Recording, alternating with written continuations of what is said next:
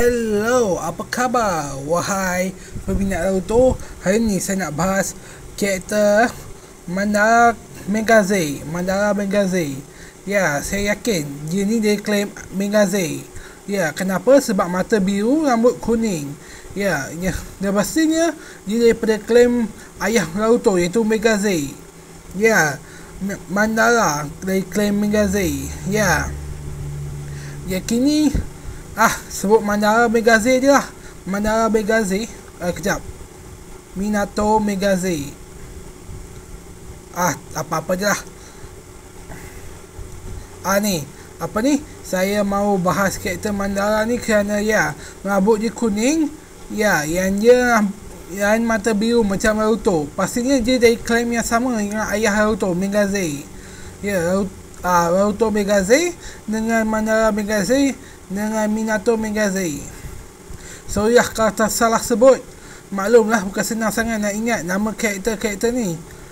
Claim anuan ni ke, claim Megazay ke apa tah? Claim Megazay kot. Claim Megazay kot. Okey, macam kita tahu Gaara ni pernah lawan dengan apa tah nama dia? Tak apalah, Madara ni maksud saya Madara. Nama dia memang Madara. Kalimat dia selalu sebut macam ni, seni adalah ledakan. Dia ni kadang-kadang dia pasangan Sasori, yang lepas tu pasangan Tobi.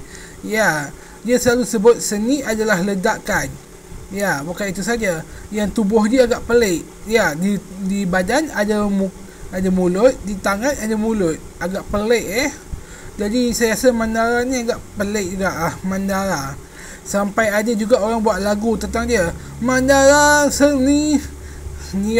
Dia dari dah terungkap claim Megazay ni berasal daripada kampung Madara.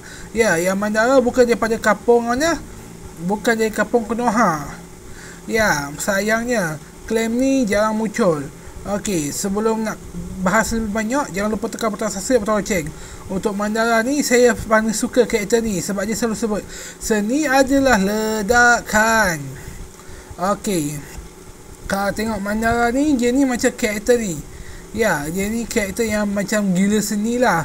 Seni bom. Yang dia ni memang taklah genius mana pun. Dia hanya guna seni ledakan saja. Yang dia ni agak berseni jugalah. Dia ni bayang seni bagi dia adalah letupan yang besar. Yang seni dia ni tak dihargai oleh mana-mana klaim kampung dia. Jadi untuk tu jangan lupa tekan butang subscribe atau lonceng kalau anda faham. Okey, untuk tu saya bahas karakter Madara ni pun sebab karakter ni agak bagus.